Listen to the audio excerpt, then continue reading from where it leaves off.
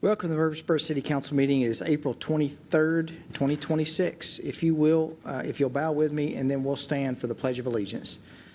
Father, we come before you tonight.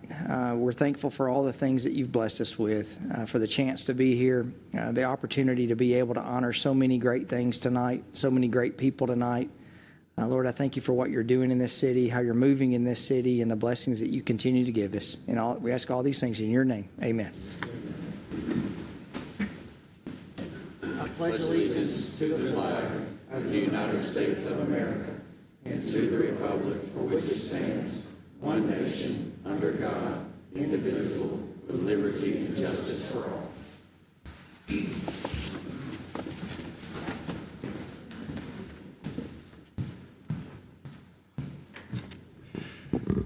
Good evening, Mayor and City Council members. I hope y'all are doing well this evening. But tonight, I'm here to recognize the recipient of the STARS Awards for the month of March.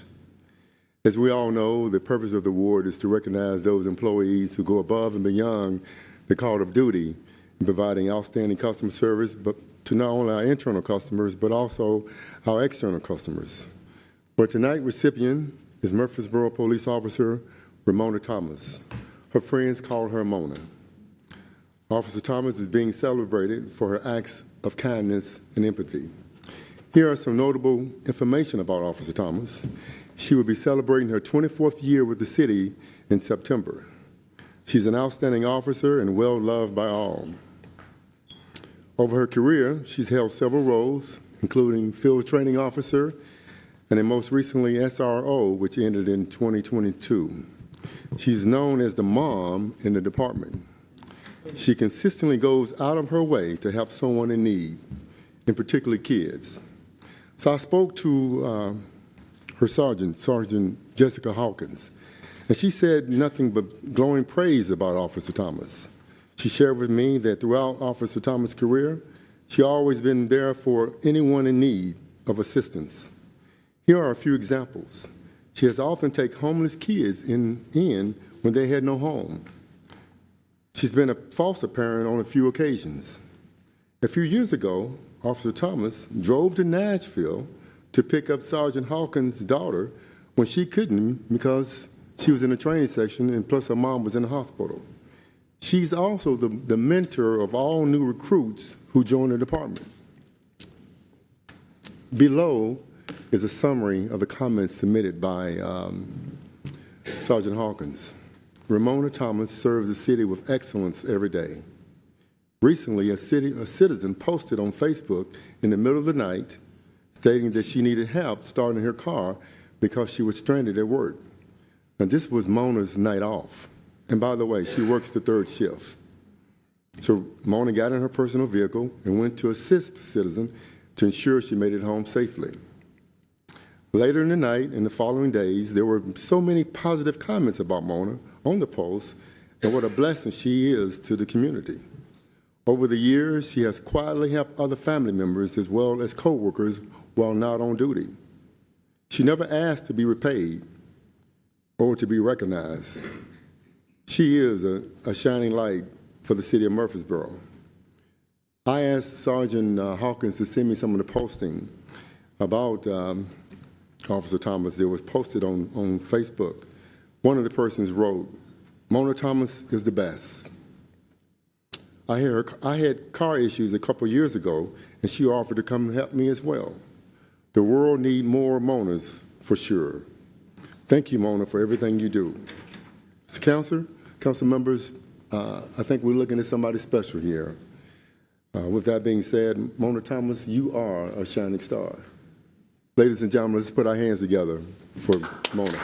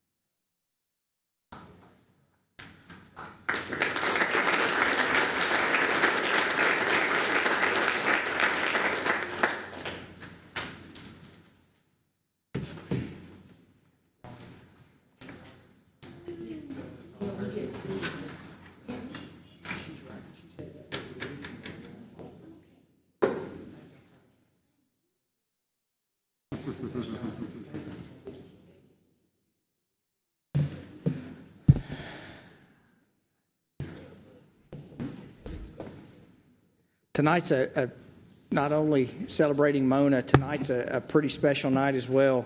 I think this is a first for the city of Murfreesboro, at least that I can remember, that we have the men's and women's team from the same school who won state championships the same day on the same court. So we're here tonight to recognize the Providence Christian Academy men's and women's basketball team. Tara, the ladies, if y'all come up.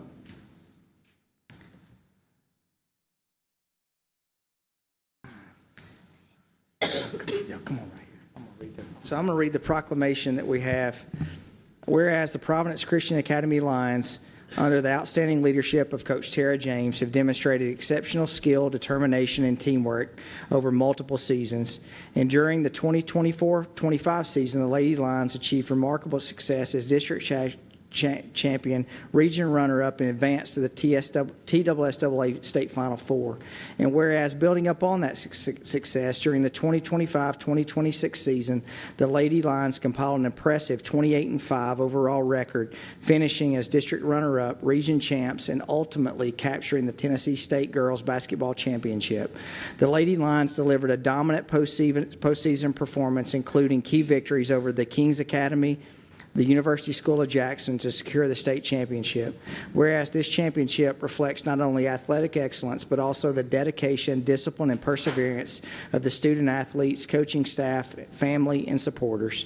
Whereas Coach Tara James has exemplified leadership, integrity, and commitment, guiding her team to sustain success both on and off the court. It didn't make the proclamation, but Coach James also won the Coach of the Year in that category. And whereas the achievements of the Lady Lions serve as an inspiration to young athletes throughout Murfreesboro and highlight the importance of teamwork, character, and hard work. Now, therefore, I, Shane McFarland, Mayor of the City of Murfreesboro, Tennessee, do hereby proclaim recognition and celebration of the Providence Christian Academy Lady Lions for their outstanding accomplishments over the past two seasons and for winning the 25-26 state championship, bringing great pride and honor to our community. Tara.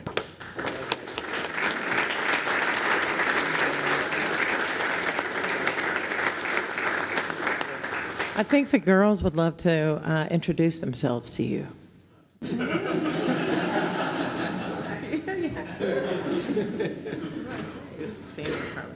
I'm a senior, Carly Carter. I'm a freshman, Becca Lamb. I'm a junior, Gabby DeBoard. I'm a senior, Kate Madison Bjornstead. I'm a senior, Allie Melton. I'm a sophomore, Abby Olson. I'm a senior, Albie Weathersby.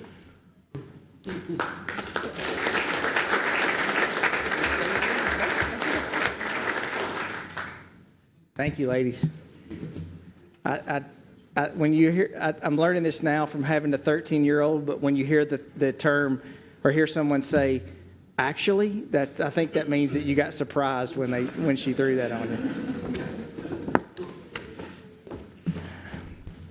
Whereas the Providence Christian Academy Lions men's basketball team has demonstrated extraordinary athletic excellence, discipline, and teamwork throughout the 2025 and 2026 seasons. Whereas under the exceptional leadership of head coach Carrie Hammonds, a Murfreesboro native, the team has exemplified integrity, perseverance, and commitment to developing student athletes both on and off the court. Whereas the team achieved an outstanding overall record of 59 wins and 8 losses, with an impressive district record of 28 wins and 2 losses over the last 2 years. The Lions secured 2 state championships back-to-back, demonstrating resilience and excellence at the highest level of competition. Whereas the team further distinguished itself by earning 2 regular season district championships, 2 district tournament championships, 2 region tournament championships, reflecting sustained success and dominance throughout the season. Whereas these remarkable accomplishments are a testament to the dedication and the players and the leadership of Coach Carrie Hammonds and his staff, and the unwavering support of families, faculty, and the Providence Christian Academy community. Now therefore, I, Shane McFarland, Mayor of the City of Murfreesboro, do hereby recognize and commend the Providence Christian Academy Linesmen basketball team and head coach Kerry Cammons for their historic 25 and 2026 seasons, and congratulate them on their outstanding achievements, which bring great pride and honor to the school, the community, and their families. Coach O and team, y'all want to come on up?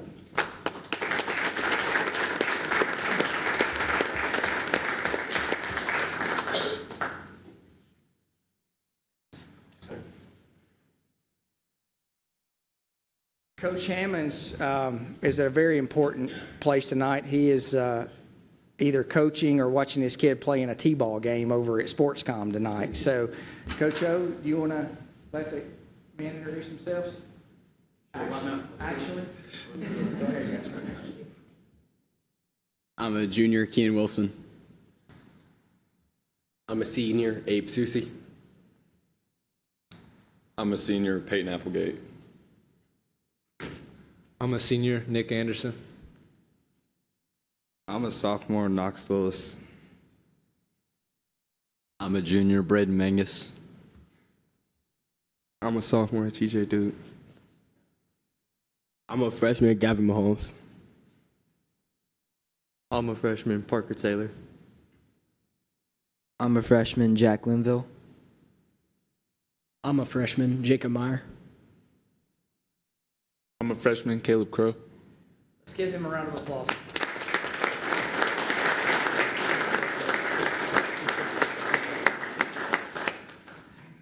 Ladies and gentlemen, y'all are welcome to stay and watch probably 20 boring things.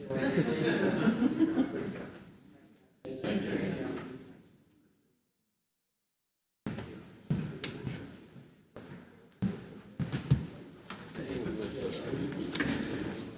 All right.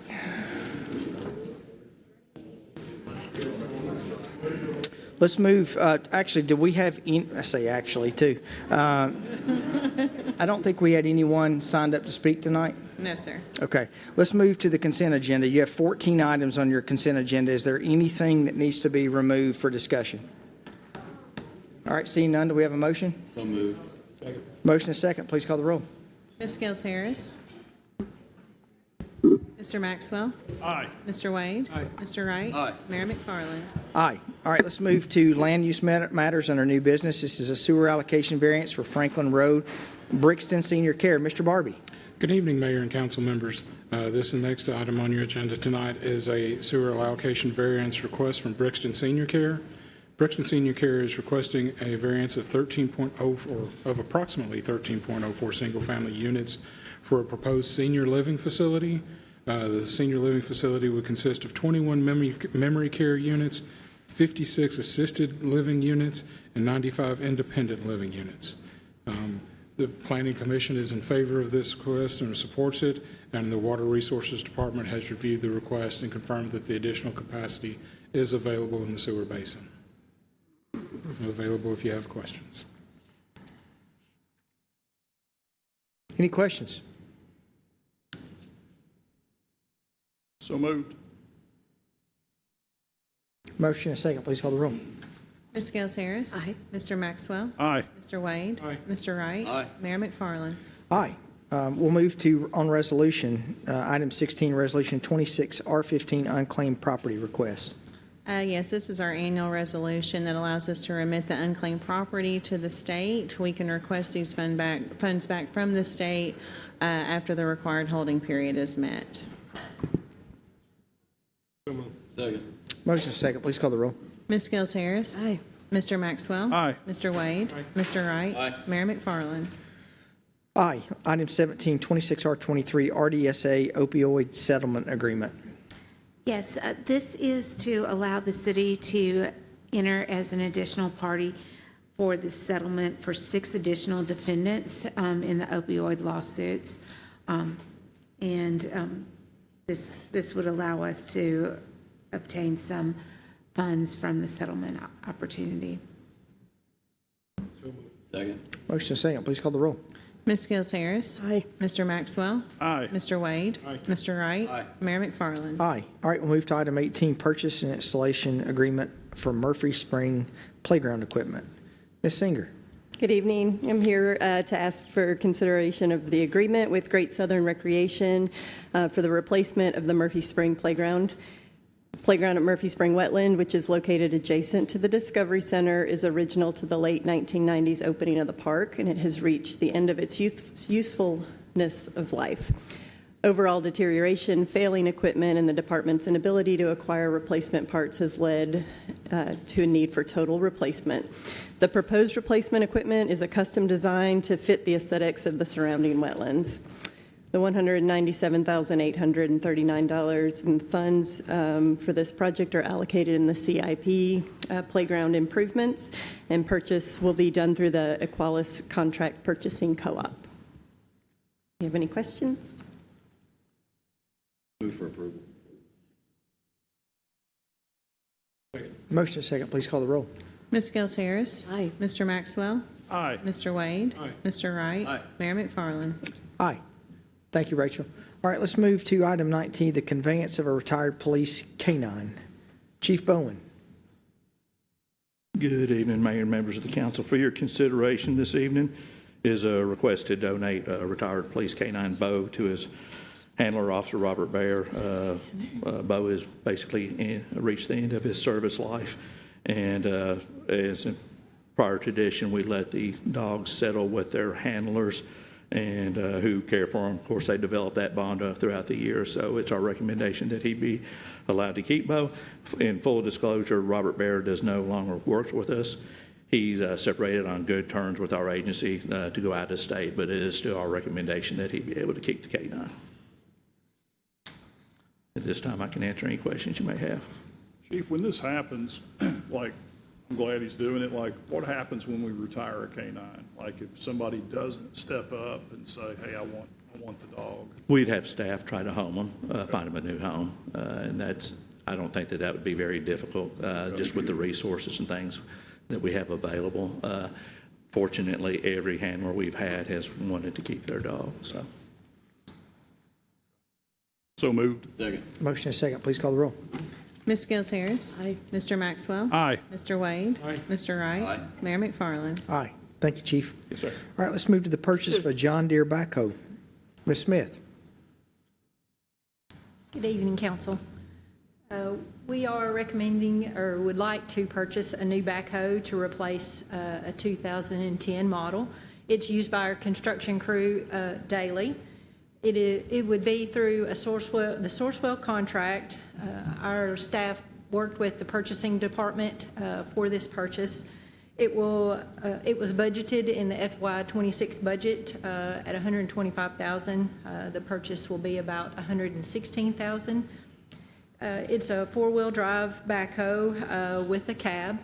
We do have are purchasing the Power Guard extended warranty, which is 5 years or 5,000 hours, and we would request approval of the purchase.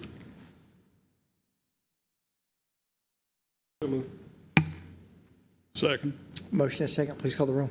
Ms. Gels Harris. Aye. Mr. Maxwell. Aye. Mr. Wade. Aye. Mr. Wright. Aye. Mayor McFarland. Aye. All right, thank you, Ms. Smith. We'll move to Water Asset Management Plan, LJATO Amendment Number 1. Yes, the original task order through LJA was through our master services agreement to prepare a water asset management plan. The asset management plan pulls all the information from our GIS and our historical data and compiled that into report form.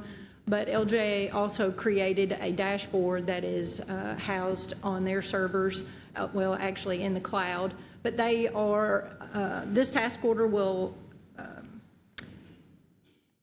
we've requested through this task order for them to help us implement a standard operating procedure for us to take over the maintenance of this plan and keeping it current in-house.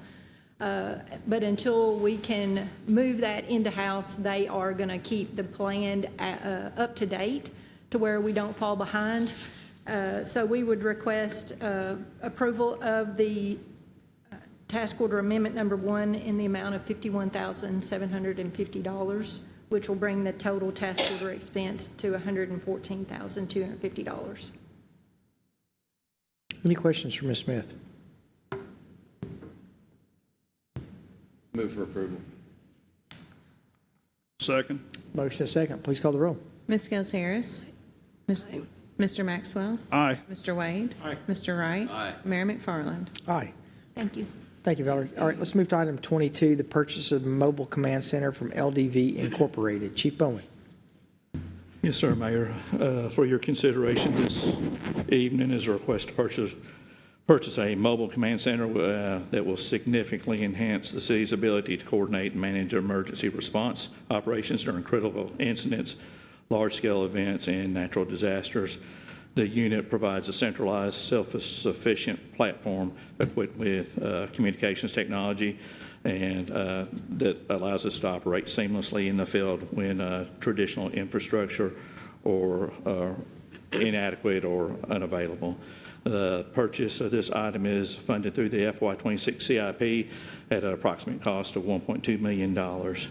I know the last time that we probably discussed this would have been the October retreat, and since then we have done continued research on the project, visited the factory, and I think at this time I'd probably just like Joe Johnson, who's been our project manager.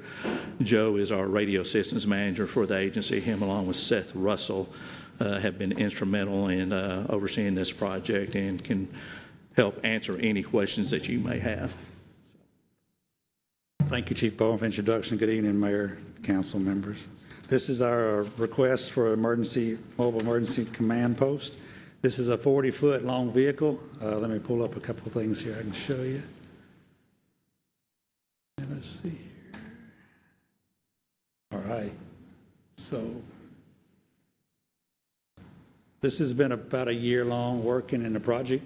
Just a little over a year, the chief established a committee of various department members, and this was our selection. This is the color we have chosen, the light gray, with the graphics there that you see will be pretty much as they are, maybe some potential small changes. So this vehicle is 40 foot long. It sits on a Freightliner M102 chassis. It's a vehicle built for about a 25 to 30 year service life. So it's well thought out in the advancement. It's high end on technology.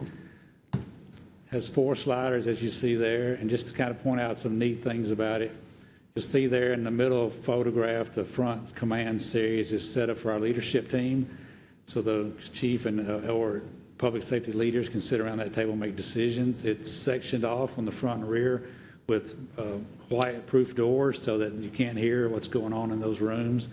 On the back end, you see there we have identified the need to bring the MEC, the Murfreesboro Emergency Communications Center, to the field to relieve the stress going on in dispatch in a large-scale incident. We can provide our mobile CAD and our Vestaphone system to duplicate pretty much exactly what goes on at the actual dispatch center and bring it to the field. That enhances our response and operations. We did built in redundant technology to this vehicle, and we'll continue to work with IT department. We actually get the vehicle here to make that live and enhanced as well, better to connect back to city services. So long-term, well-built, great selected company. We did tour the factory. This is our recommendation, and I'd be glad to answer any questions you may have.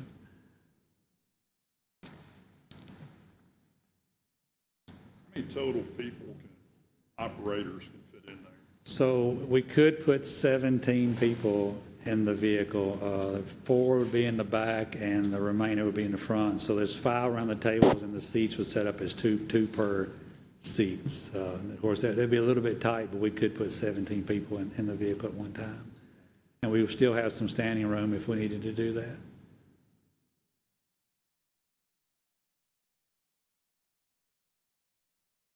I assume Fleet Service will be able to maintain this? Yes, sir. Fleet Service will maintain it. Camping World, did I get that right? Is the initial warranty provider for it, which is a local business right here in Murfreesboro, so that worked out great. So anything under the warranty service would go to Camping World, and our fleet department would pick it up after that. Have you filled it up yet? I'm sorry. Have you put gas in it yet? No, ma'am, no gas. We'll put diesel. But What's the ETA that it would be here? 14 months is the top end, and we have asked them if we could potentially get it in June of next year in prior time for the 250th anniversary of July 3rd and 4th operations. which are going to be very large scale for public safety here in Murfreesboro. So they've committed that they will have it here by June. So hopefully that will happen. Chief, like, where do you see this being used at? Like, just in a given year, any year, like? A lot of the use would be for scheduled events, setting up incident command at planned events. Of course, any type of reactionary incident to where we have to respond to an incident, whether it be a long-term, for instance, if we have a long-term critical incident involving, I don't know, a standoff or something like that, we'd probably roll it in situations like that. And of course, we don't see very many large weather events, but when they do occur, we would use it for an incident like that. This would have been prime. It would have been a prime tool to have during the Good Friday tornado. We were operating out of a damaged homes garage, so something like this could be set up. And the key thing to remember is it has the ability to bring in other jurisdictions, so it can not only benefit Murfreesboro, but it can benefit Rutherford County as a whole should they need the resources.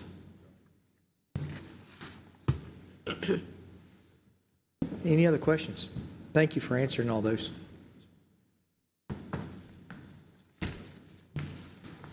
There are none. I move for approval.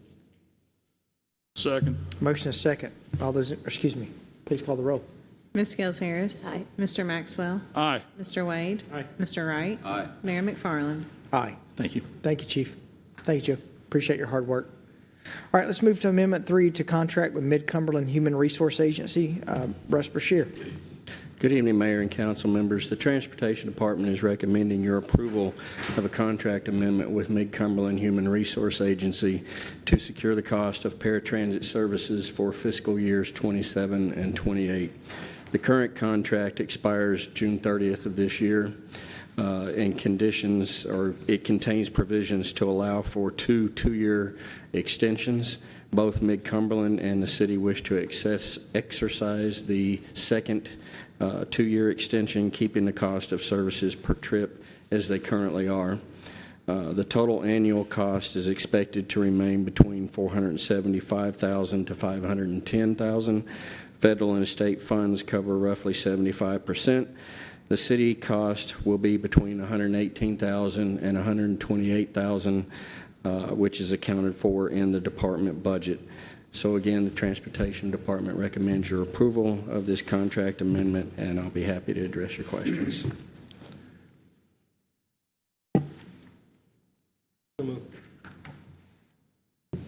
Second. Motion is second. Please call the roll. Ms. Gels Harris. Mr. Maxwell. Aye. Mr. Wade. Aye. Mr. Wright. Aye. Mayor McFarland. Aye. All right, let's move to item 24, the Interstate 24 Southeast Choice Lane Project Agreement with TDOT. Thank you, Mayor and members of the council. At the council workshop on April 6, 2026, that was a long time ago, wasn't it? City staff and TDOT presented an overview of the I-24 Southeast Choice Lane project and reviewed the proposed agreement's key terms and responsibilities. This item brings the agreement forward for formal council approval so the city's role and obligations are established as the project advances through development, construction, and long-term operation. I'm available to answer any questions, as well as Professor Smith back here is available.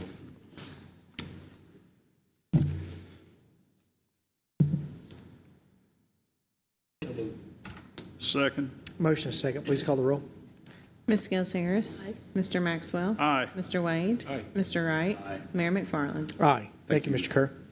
All right, let's move to item 25, the proposed annual adjustment to rental rates at the airport. Mr. Gerke. Good evening, Mayor and members of the City Council. I bring you 2 revenues and 1 expense. I think that's a good ratio for tonight. The first one is for the annual adjustment to the rental rates as the Airport Commission prepared its airport budget as it usually does each year, making some sort of adjustment to the rental rates. Usually somewhere between 3 to 5%. This year, the recommendation is 3.5%. And I did provide you a chart of the various hangars and tie downs and other areas of rental that we use for the airport. And if you have any questions, I'll be glad to take it at this time. Any questions, Mr. Kirky? No questions, so moved. Second. Motion is second. Please call the roll. Ms. Gels Harris. Aye. Mr. Maxwell. Aye. Mr. Wade. Aye. Mr. Wright. Aye. Mayor McFarland. Aye. All right, let's move to item 26, Murfreesboro Aviation Lease Agreement Extension. All right, Mayor, next year, the Murfreesboro Aviation has already announced that they'd like to exercise their option for the 5-year option, and they've also stated their desire for an additional 5 years. This would allow them to go into some long-term maintenance agreements that they have with customers for aircraft maintenance and avionics, and also to purchase aircraft. They're an important part of our airport. As you can see, that's representing over $500,000 worth of hangar rent and over approximately $3 million in fuel sales. I'll be glad to take any questions that you have about this item. Second. Motion is second. Please call the roll. Ms. Gels Harris. Aye. Mr. Maxwell. Aye. Mr. Wade. Mr. Wright. Aye. Mayor McFarland. Aye. All right, let's move to item 27, the drainage study and detention design work authorization. In the process of designing the new corporate hangar on the north end of the airport, part of our design was, in our review with our planning department, was an issue with drainage. And while our drainage was created on the north end of the airport off of DeJarnette Boulevard, at that time it didn't have the quantity or water quality control measures in place. So our engineers with Barge Design Solutions did a drainage study and have designed will be designing the drainage basin for us. And we worked with our city stormwater people who will be taking care of that, actually constructing it, and also assisting with the cost of this study, which was $75,832. Not only will this help with this one hangar, but it will take care of all future development of that area where the old McKnight soccer fields were as well. Move for approval. Second. Motion is second. Please call the roll. Ms. Gels Harris. Aye. Mr. Maxwell. Aye. Mr. Wade. Aye. Mr. Wright. Aye. Mayor McFarland. Thank you. Aye. All right, thank you, Chad. All right, let's move to license. We have no board and commission appointments, but let's move to licensing. We have several tonight. We have 3 regular permits. One is for a new restaurant at 1440 Medical Center Parkway, Suite F. We have an ownership change for a gas station at 1415 Memorial Boulevard, and a name change for a business located at 167 Mall Circle Drive. We also have 7 special event permits for Oaklands Association at the Oaklands Mansions property for various dates from April through December, and a special event permit for the Center for the Arts for an event on May 2nd at 110 West College Street. All applicants submit our requirements, and we recommend for approval pending any final building and codes inspections. Second. Motion is second. Please call the roll. Ms. Gels Harris. Aye. Mr. Maxwell. Aye. Mr. Wade. Mr. Wright. Aye. Mayor McFarland. Aye. All right, you have one statement to be paid. Any questions on that? We actually have 3 statements. I'm sorry. There's a revised list on your desk there. We have the statement for the settlement. We also have a statement for legal fees. And then I emailed y'all earlier today about the bond arbitrage payment. We don't have the exact amount yet. Once I get that, I will send that over. But we have a short deadline once we get that calculation to get that submitted, which will we won't be meeting again before that deadline passes. Any questions?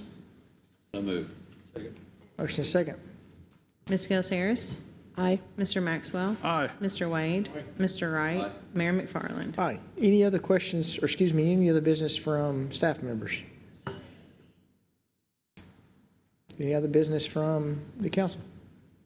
Got a special announcement. I'm glad we don't have council next Thursday because I'll be out of town due to my son's upcoming wedding. Hey, congratulations. Gives Claire hope that she will actually have some grandchildren in the next year to 2 years. So. We would, I think, as a council, want to encourage everyone that the county elections and certain state elections are going on, early votes going on right now. So it doesn't matter who you go out and vote for, but you need to go out and vote. As a Murfreesboro City resident, you no longer have a precinct. You can go to any place really in the county and vote. So as long as you only vote once. So, The MTAR, Sportscom, Lane Agri Park, on the square. Where, I'm missing one. World Outreach. World Outreach. Yep. But please get out and vote. We would greatly appreciate it. And we're not on the ballot. None of us are for this election, so we're just saying that for other people, get out and vote. So, all right, seeing no other business, we will stand adjourned.